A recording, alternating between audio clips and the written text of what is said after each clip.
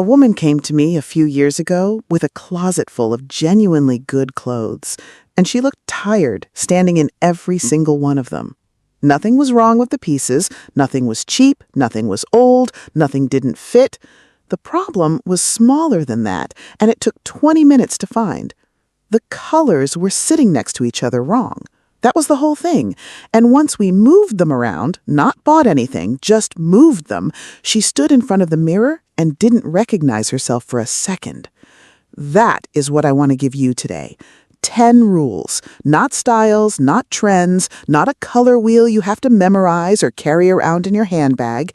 10 specific things about which colors belong next to which other colors, and every single one of them can be done tonight with what is already hanging in your closet.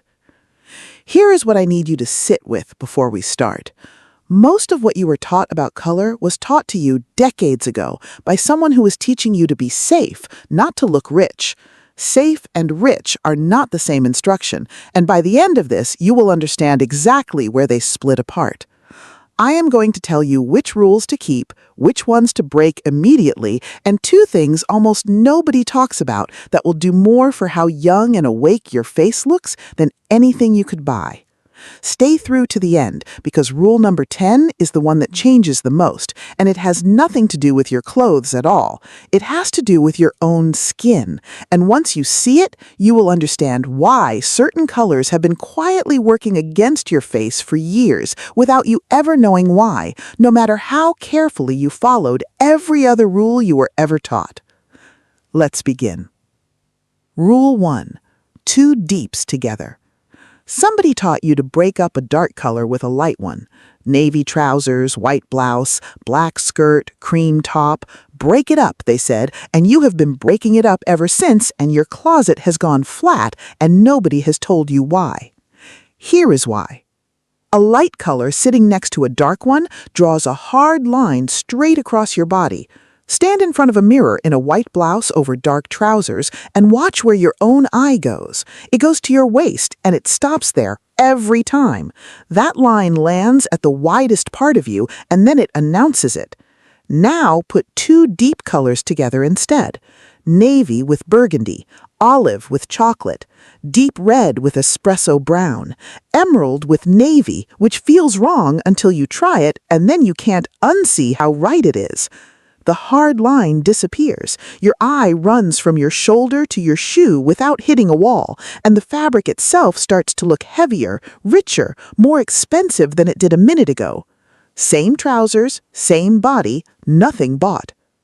There's one condition, and it matters more than the rule itself. Both colors have to be the same weight of dark. Deep with deep. Navy next to pale blue is not this rule. That's the old rule wearing a costume.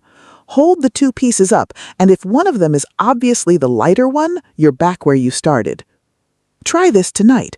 Take the navy trousers you already wear every week and put a burgundy top with them instead of the white one you always reach for. Stand where the light is good. You'll see the difference in about 2 seconds, and once you've seen it, you cannot unsee it.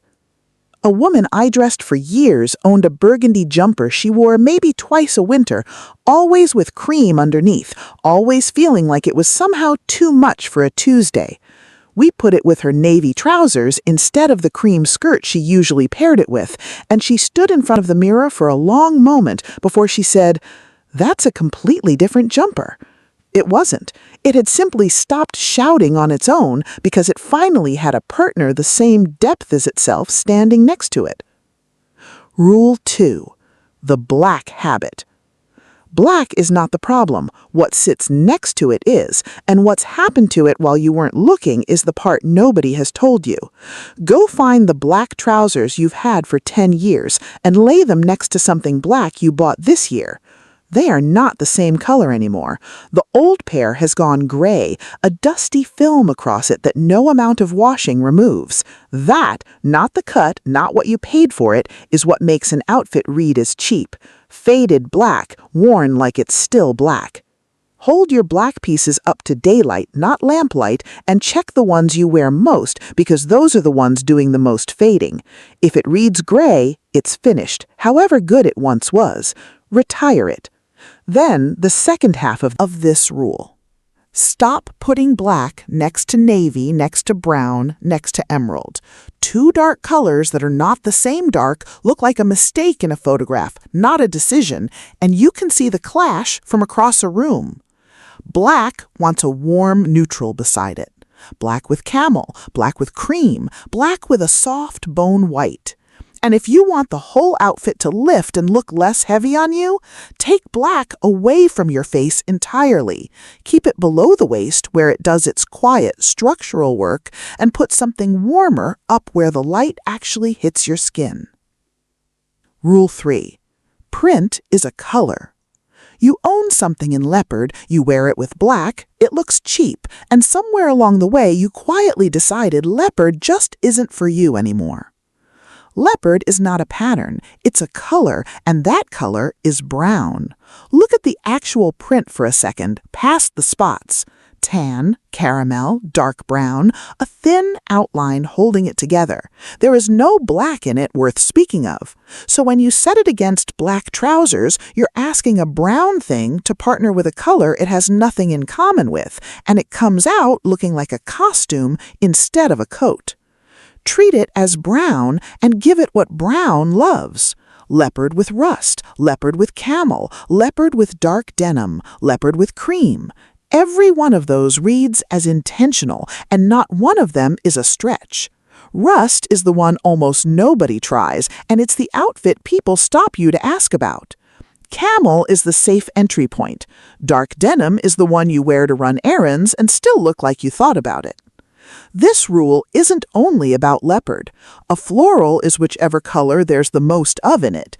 A stripe is the color of the stripe, not the color of the background behind it. Find the color that actually fills the print and dress the rest of you to that color, and the print stops being something you have to work around. Two more things worth knowing before you move on. Wear one printed piece per outfit, not two. A leopard top and a leopard shoe in the same look is one too many, and the eye genuinely doesn't know where to land first. And keep the scale of the print smaller near your face and larger the further it gets from it. A small, fine leopard print in a blouse reads as refined. That same print blown up to a large scale under your chin can overwhelm your features, while a bolder, larger scale print on a skirt or a shoe well away from your face reads as confident rather than loud. Rule 4. The echo. This is the one in every expensive-looking outfit you've ever admired, and almost nobody consciously notices it. One color appears exactly twice, not 3 times, twice. A burgundy blouse, gray trousers, burgundy shoes. A navy dress, a camel bag, camel shoes. Cream under a chocolate coat, echoed at the neck in a cream scarf. The color leaves, and then it comes back, and that return is what tells anyone looking at you that the outfit was intentional. Without it, the same pieces read as 3 things that happen to be clean on the same day. You don't need an exact match, and that's the part that trips women up into skipping this rule entirely. Nothing has to be the identical shade. The bag can be a lighter camel than the shoe. The scarf can be a softer burgundy than the blouse. The eye isn't measuring, it's only noticing that the color came back somewhere. The easiest echo in the world is a shoe and a bag. After that, a scarf and a shoe. After that, a belt and a shoe. One thing to avoid entirely: don't echo a color 3 times. Burgundy blouse, burgundy bag, burgundy shoe isn't an echo anymore. It's a uniform, and it reads as trying rather than knowing. Twice is the number. Look at what you're wearing right now. Find one color that's only doing its job once and give it a second, quieter appearance somewhere else. Rule 5. Warm with warm. You own 2 pieces you genuinely love, and they refuse to work together. Both good, both fit you, and something is off the moment you put them on, so you take one off and reach for something safer instead, and the good piece goes back on the shelf for another month. Here's what's actually happening. One of them is warm and one of them is cold, and they're canceling each other out. Colors have a temperature. Cream, camel, beige, rust, mustard, chocolate, Olive and warm gold sit on the warm side. Pure white, gray, charcoal, navy, icy blue, plum, and silver sit on the cold side. Inside each side, everything gets along effortlessly. Across the sides, trouble. The classic offender is beige with gray, two perfectly harmless colors that make each other look faintly dirty the moment they touch. Swap the gray for camel, and the exact same beige comes back to life. The other one is cream next to pure white, which reads like you got dressed in the dark when cream next to chocolate would have looked deliberate. If you're ever unsure which side a color belongs to, hold it up and ask whether it looks like it has honey in it or milk in it. Honey is warm, milk is cold. It isn't scientific, and it works almost every time. Go do it now with the two pieces that never work together. Hold them up at the window. One is going yellow and honeyed, the other is going blue and cool. Now find the piece in your closet that leans the same direction as the first one. That's the pairing that's been waiting for you the whole time. Rule 6. The metal counts. Your gold necklace isn't jewelry, it's a color, and it's doing exactly as much work as your blouse is. Same with silver, the buckle on your belt, the clasp on your bag, the frame of your glasses, the watch you never take off. Almost nobody counts these, which is exactly why an outfit sometimes comes out 1 degree wrong, and no one in the room can name the reason. If gold belongs on the warm side, gold with rust, gold with olive, gold with burgundy, gold against cream is one of the loveliest, cheapest things you can put on yourself, because the chain is already sitting in your drawer. Silver belongs on the cold side, silver with gray, silver with navy, silver with plum. Silver against charcoal is quiet, and it reads as genuinely expensive. Your glasses are the part I need you to really hear, because they sit on your face all day, and they're the single most photographed thing you own. A cold silver frame above a warm outfit is a mismatch that shows up in every photo your family takes of you, and most women wearing it have no idea that's the reason something feels slightly off. If your frames are silver, build the rest of the outfit cold that day. If they're gold or tortoiseshell, and tortoiseshell counts as warm, build warm. You get one exception always, which is a wedding ring or anything you never take off for sentimental reasons. Nobody's asking you to remove something that matters. Build around it instead, and let that one piece of metal quietly decide which side of your closet you're shopping from that morning. Once you start counting metal as color, you'll notice it everywhere you didn't before. The zipper pull on your favorite coat, the clasp on your watch strap, the small studs on the back of your everyday earrings. None of these need to match exactly, in the same way your echo doesn't need to match exactly, but they do need to agree on temperature.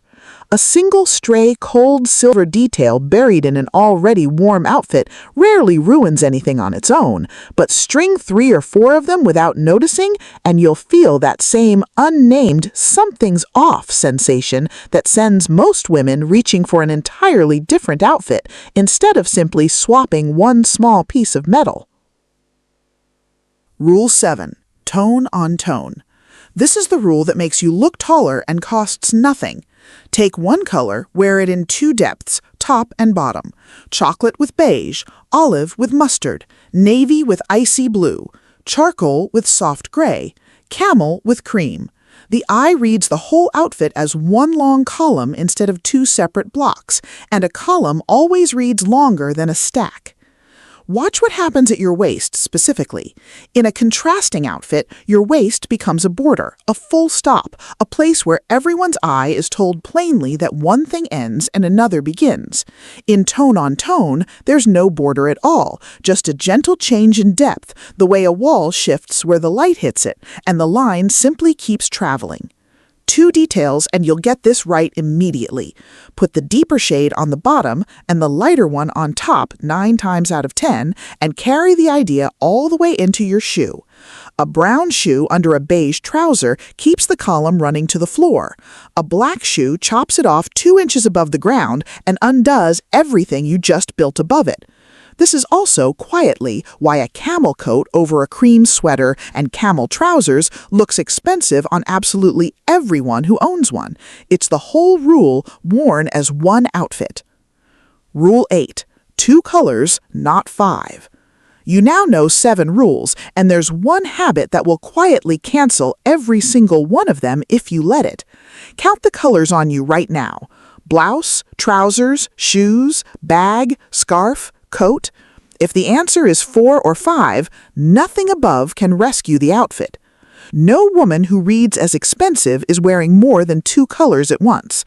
Camel trousers, cream blouse, brown shoes, 3 pieces, 2 colors, and she looks like she planned her entire life around this outfit. Now hand her a navy scarf and a burgundy bag, and the whole thing collapses because there are 4 colors competing on her now, and not one of them is carrying another. The pieces didn't get worse, there are just too many of them talking at once, and the eye gives up and stops trying to find the point. Denim counts as a color, by the way, and so does white. Women tell me white is neutral constantly, and it isn't. It's a cold color, and it takes one of your 2 available places the moment you put it on. So the arithmetic is simple. 2 colors on the body, and let a 3rd color exist only as metal, gold, or silver, which is free and already sitting in your drawer. Tomorrow, get fully dressed and then remove exactly 1 color before you leave the house. Not 1 item, 1 color. Most days it'll be the scarf, and most days the outfit gets better the second it's gone. Rule 9. The one bright note. Here is one almost nobody teaches, because it isn't about which colors you choose, it's about how loudly each one is allowed to speak. Every color has a volume as well as a hue, and most outfits that feel busy or a little too much aren't actually wrong on color, they're wrong on brightness. 2 or 3 saturated, high-energy colors competing for attention at once, and the whole look feels like everyone's talking over each other. The fix is simple once you see it. Choose exactly 1 place on your body where brightness is allowed to live, and let everything else recede into something muted or deep. A bright coral lip with an otherwise neutral, quiet outfit reads as radiant. A bright coral lip, a bright print blouse, and bright gold jewelry all at once reads as noise, even if every individual piece is beautiful on its own. Pick your one bright note deliberately. It can be a shoe, it can be a bag, it can be a single piece of jewelry, or your lipstick, or a scarf. Whatever you pick, let the rest of the outfit hush itself so that one note has somewhere to land. A woman I worked with kept buying beautiful saturated pieces, jewel-toned blouses, a cobalt bag, a bright coral lip, and wearing several at once because she loved each one individually, and every outfit felt like it was shouting. We picked one, the coral lip, every single time and let the clothes go quiet around it. She told me afterward it was the first time in years people complimented her face instead of her outfit.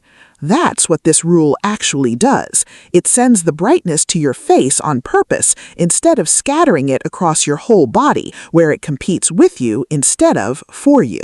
Rule 10. Match your warm and cool to your own skin, not just to each other.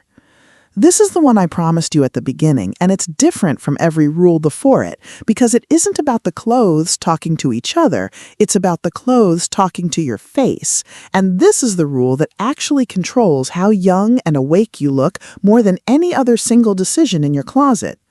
You already know how to tell if a color is warm or cold. We covered that in Rule 5. What almost nobody is told is that your own skin has a temperature too, and the color sitting closest to your face, your collar, your neckline, your glasses, needs to match your skin's temperature specifically, not just match the rest of your outfit's temperature. Get this wrong, and you can follow every other rule on this list perfectly and still look tired in photographs, because the one color everyone's eye lands on first, the color framing your face, is quietly fighting your own complexion instead of lighting it up. Here's how to find out which side you're on without needing a professional. Hold a warm gold-toned fabric up under your chin in natural window light. Then hold a cool silver-toned fabric up in the same spot. One of them will make your skin look clearer, brighter, more awake. The other will make you look slightly gray, slightly tired, like you didn't sleep well, even if you did. That's not the fabric changing. That's your skin's own undertone either agreeing with the color or fighting it. Once you know your side, the rule is simple and it overrides everything else when it comes to what sits nearest your face specifically. If you run warm, your best collar colors are cream, camel, warm gold, rust, and soft ivory, and a cool silver necklace, however beautiful, will sit at your throat working against you all day. If you run cool, your best collar colors are true white, icy blue, plum, and silver, and warm gold jewelry at your neckline will do the same quiet damage in reverse. This is precisely why two women can wear the identical blouse and one looks radiant while the other looks a decade older in it. It was never the blouse. It was whether that blouse agreed with her own skin. Go find out right now. 2 fabrics, one warm, one cool, held under your chin in daylight. You will know within 5 seconds which one your face has been waiting for, and once you know it, you'll understand exactly why certain pieces in your closet have never quite worked, no matter how many times you've tried to make them. You will not remember 10 rules, and I wouldn't ask you to. Remember one line, and the rest comes back to you standing in front of your own closet. Nothing you own is wrong. The pieces have simply been standing next to the wrong neighbors, and neighbors can be changed on a Tuesday morning for nothing. 2 deeps together so the hard line at your waist disappears. Retire the faded black and keep true black below your face. Treat every print as the color that fills it. Let one color echo exactly twice, never once, never 3 times. Keep warm with warm and cold with cold. Count your metal as a color, not an afterthought. Wear one color in 2 depths and watch yourself grow taller in the mirror. Stop at 2 colors on the body and let the third be metal. Choose exactly one place for brightness to live. And closest to your face of all 10, let the color match your own skin before it matches anything else you're wearing. Here is your only assignment. Tonight, before you do anything else, hold that warm fabric and that cool fabric under your chin and find out which side your own skin has been asking for. Then go to your closet and pull every piece near that neckline color forward to the front where you'll actually reach for it in the morning. I want to leave you with something before you go because I think it matters more than any single rule on this list. Not one of these 10 things asked you to buy anything. Not one of them requires a season, a size, or a budget. They ask you to notice what's already true about the pieces you own and about your own face, and then to stop fighting it. Most of what makes a woman look tired after 50 isn't her age at all. It's colors that have been quietly working against her for years, right next to her skin, and nobody ever thought to mention it out loud. If this gave you something real, I'd love to know which rule you were breaking without realizing it. Write the number in the comments and tell me the one color you stopped wearing years ago and never could explain why. That second part is the one I actually want to read. I answer them and they're what the next one of these gets built from. And if you'd like more of this, subscribe. That's the whole ask, and it's the only one I'll make.